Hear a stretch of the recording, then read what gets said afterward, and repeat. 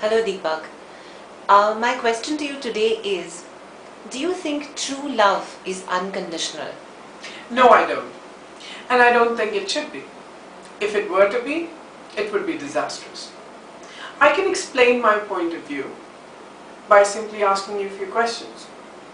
Do you think a girlfriend could love her boyfriend if she finds out that he has raped another girl? Do you think a mother could love her child if she finds out that he is a serial killer? Now, using these questions as rhetorical devices in itself suggests that there are certain conditions we require and there are certain values we require in people for us to love them. Yeah, but Deepak, you're talking of extremes there. What I mean by unconditional love is the sort of love where you have a big heart and you feel generous towards everyone and you're able to forgive people, be accepting of them the way they are. What is wrong with that kind of a love? Isn't it beautiful?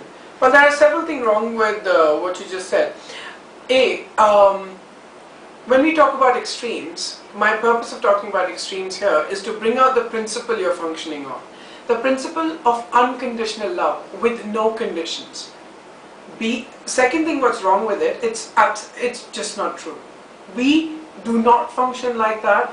We cannot function like that. If we could function like that, our minds will never be able to tell us who is more special to us than others. How do you tell your mother is more special to you than the aunt? How do you tell that your lover is more special to you than a boy who lives next door? How do you tell that your father is more special to you than the uncle you've seen last evening?